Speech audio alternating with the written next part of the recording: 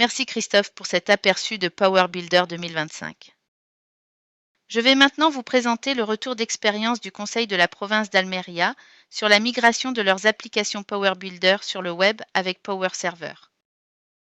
Mais avant cela, laissez-moi vous rappeler rapidement ce qu'est Power Server. Power Server est un add-on pour l'IDE Power Builder, qui convertit automatiquement les projets client-serveur existants en applications cloud, modernes et installables. Par conversion automatique, on entend que Power Server convertit automatiquement presque toutes les fonctionnalités existantes de Power Builder, y compris les éléments complexes comme le framework PFC. Aucune application n'est trop grande ou trop complexe. Le développement et la maintenance de l'application sont toujours effectués dans l'IDE de PB, ce qui vous permet de continuer à exploiter pleinement les compétences de votre équipe de développeurs PB. Le coût d'une conversion vers le cloud avec Power Server est faible. En effet, elle ne nécessite généralement que quelques semaines de travail, et son architecture hautement évolutive ne requiert qu'un minimum de matériel. Quels sont les avantages des applications cloud installables? Les applications cloud installables réunissent les avantages du bureau, desktop et du web pour offrir la puissance d'une application native et les avantages d'une architecture cloud. Tout d'abord, vos utilisateurs n'ont besoin que d'une connexion Internet pour télécharger l'application et commencer à l'utiliser sur différents appareils Windows. L'application est également plus sûre, car les utilisateurs n'ont plus d'accès direct à la base de données de l'entreprise. Tout le code SQL s'exécute sur le serveur .NET, en toute sécurité, derrière vos pare-feux. Vous n'avez pas non plus besoin de disposer de privilèges élevés pour installer ou exécuter l'application dans le cloud. D'autre part, les mises à jour sont à la fois automatiques et incrémentales.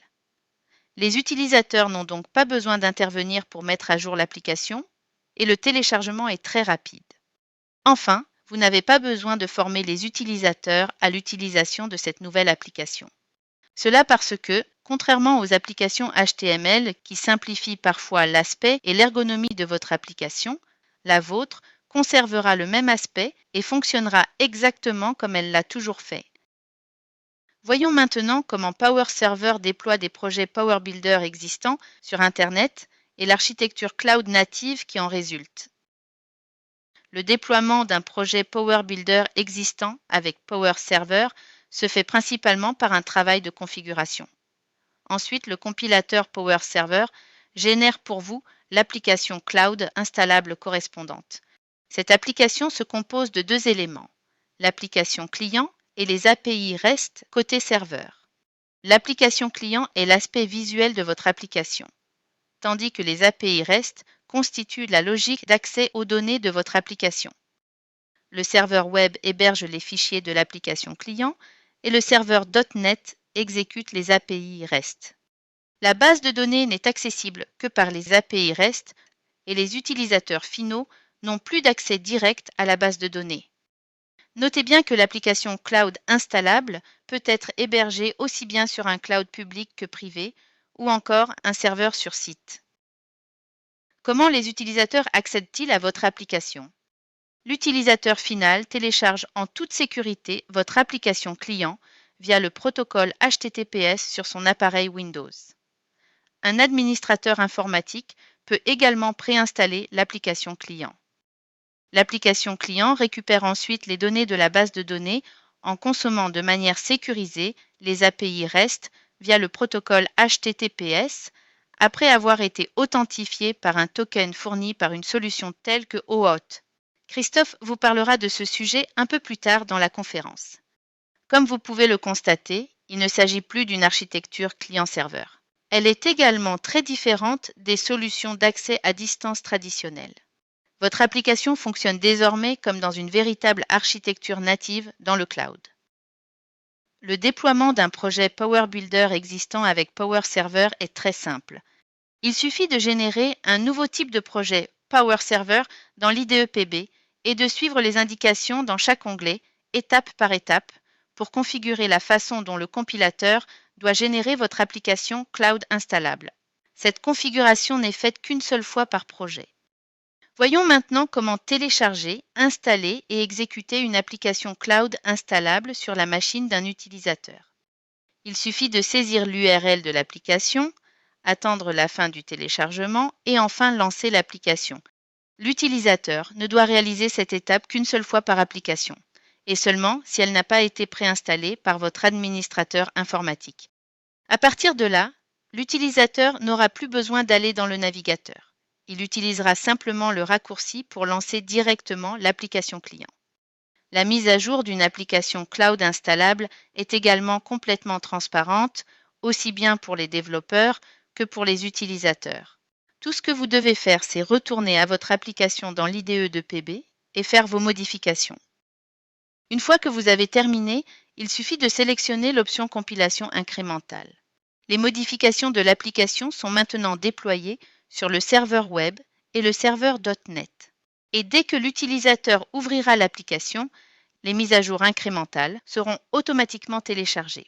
Dans notre exemple, nous voyons bien l'objet qui a été ajouté dans la fenêtre. L'utilisateur n'a rien eu à faire pour mettre à jour son application et à chaque fois, elle sera mise à jour automatiquement. Je vais maintenant vous présenter une étude de cas réalisée par José Miguel Rodriguez, qui a utilisé Power Server pour permettre au Conseil de la province d'Almería de s'adapter à l'évolution des besoins de ses utilisateurs. Je commencerai par rappeler que cette présentation n'a pas été créée à la demande d'Appian et que les points de vue et opinions exprimés dans cette présentation sont ceux de José Miguel. José Miguel Rodriguez est membre de l'équipe de développement du Conseil de la province d'Almería en Espagne. Il a rejoint l'équipe de cette administration il y a 5 ans et il est actuellement le responsable de la migration de tous les projets Power Server en interne.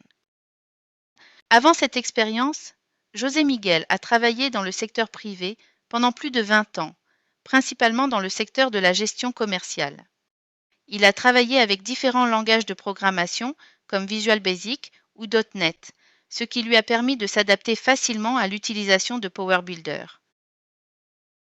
À son arrivée, il a commencé à travailler avec Power Builder 12.5, tandis que ses collègues, qui ont une grande expérience de Power Builder, ont travaillé avec presque toutes les versions de PB depuis sa création. Pour que vous puissiez vous rendre compte du type d'applications sur lesquelles il travaille, voici quelques exemples d'applications utilisées par le Conseil de la province d'Almería. Le premier exemple est une application appelée GESPlan, qui permet de gérer les plans et travaux réalisés par le Conseil provincial. Avec cette application, il contrôle tous les aspects des travaux, de leur lancement à leur achèvement, en passant par les certifications, les projets, etc. L'ensemble du cycle de vie d'un ouvrage est donc couvert par cette application. L'application GCAL permet de gérer les contrats au sein du conseil provincial et du conseil municipal public. Elle est reliée à la plateforme de passation de marché de l'État, obligatoire aujourd'hui lors de la publication d'un contrat. Une autre est utilisée pour les appels d'offres relatifs aux aides financières et de subventions, etc. Nous allons donc voir maintenant comment ce client s'est adapté à Power Server. La première phase, qui a duré jusqu'à récemment, a consisté à faire fonctionner les applications via Terminal Server. Ils avaient plusieurs Windows Server en load balancing et les clients se connectaient principalement via Terminal Server en étant déjà sur le réseau. L'administration était simple. Ils plaçaient et utilisaient les applications sur les serveurs qu'ils avaient déjà. La sécurité reposait sur Microsoft Active Directory et fonctionnait parfaitement. Ils avaient cependant 2 problèmes. Le premier concernait l'impression via RDP et a été résolu grâce à l'utilisation d'Uniprint.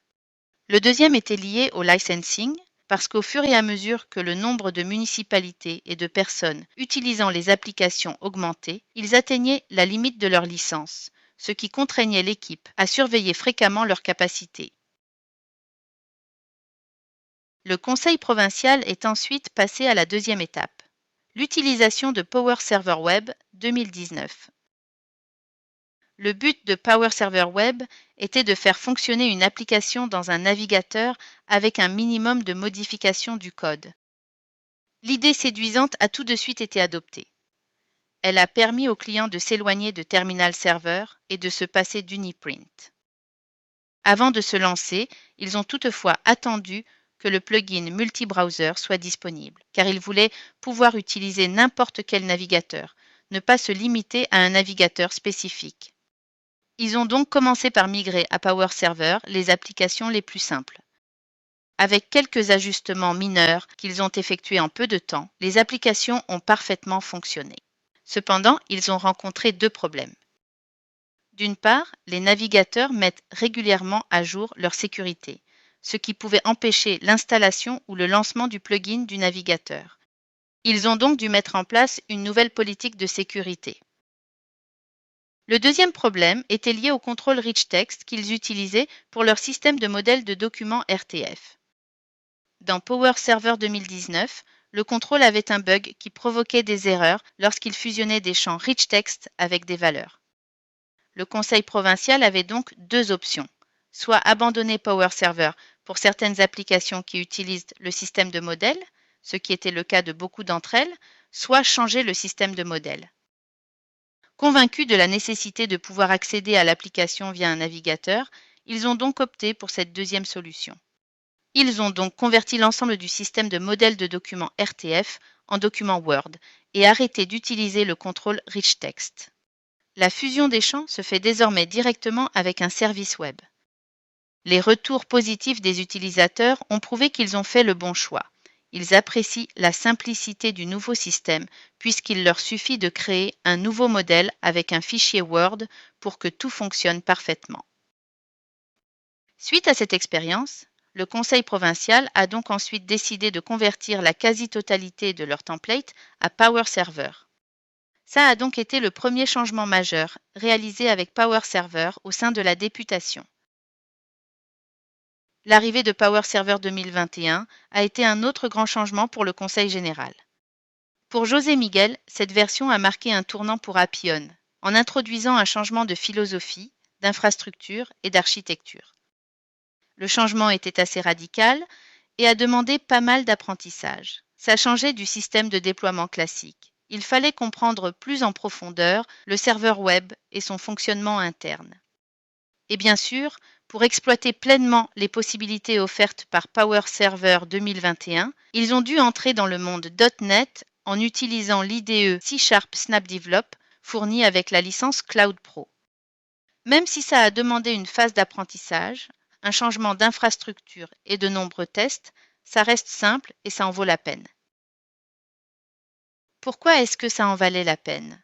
Eh bien, pour plusieurs raisons, dont certaines sont très importantes. Tout d'abord, à l'époque de PowerServer Web, seuls 60% du code de l'application client-serveur pouvait être automatiquement converti et utilisé dans un navigateur. On avait également des modifications de l'interface utilisateur parce que l'utilisation de PowerServer 2019 revenait en quelque sorte à la convertir en Java. Au final, l'interface utilisateur ne ressemblait plus vraiment à celle de l'application client-serveur, ce qui a soulevé beaucoup de questions de la part d'utilisateurs au niveau de l'apparence, mais également de certaines fonctionnalités qui différaient légèrement entre la version desktop et l'application web. Tous ces problèmes liés aux fonctionnalités, à l'interface utilisateur et au comportement ont été résolus avec PowerServer 2021. En effet, comme 98% du code est supporté, les fonctionnalités marchent parfaitement, ce qui en soi serait déjà suffisant pour se lancer. Mais en plus, l'interface utilisateur est maintenant parfaitement identique. Autre point très important, l'utilisation de plugins n'est plus du tout nécessaire pour l'exécution de l'application. Plus besoin de composer avec les exigences de sécurité imposées par les navigateurs. PowerServer 21 apporte également une plus grande flexibilité, car il permet d'accéder aux ressources du client, autrement dit, comme l'application s'exécute sur la machine client comme une application native, vous avez accès à toutes les ressources de ce client. Pour José Miguel, cette version était très ambitieuse mais un peu immature. Avec son équipe, ils ont été les premiers à franchir le pas avec PowerServer 2021. Ils ont dû s'investir à 100%, faire de nombreux tests et fournir de gros efforts pour pouvoir l'implémenter. De son point de vue, PowerServer 2021 est un changement radical, un marqueur significatif de la stratégie PowerBuilder pour l'avenir. Il pense que la version 2021 était une version de transition qui a mené à la version actuelle de Power Builder et que Power Server 2022 R2 est déjà une version fiable et mature sur laquelle vous pouvez compter. En effet, elle apporte de nombreuses améliorations par rapport à la version 2021, mais résout également de nombreux problèmes, notamment en termes de stabilité, de rapidité d'exécution et de sécurité. Il considère donc que la version 2022 R2 est déjà une version définitive. D'ailleurs, le Conseil provincial d'Almeria est déjà en train de terminer la migration de presque toutes les applications vers cette version en raison de sa stabilité. Si quelqu'un lui avait demandé s'il fallait migrer ses applications vers Power Server 2021, il aurait répondu qu'il était préférable d'attendre.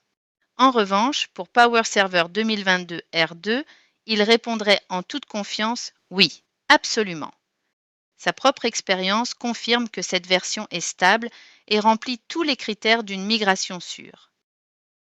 Côté infrastructure, pour Power Server, le Conseil provincial dispose de serveurs sur Windows Server 2019 avec load balancing.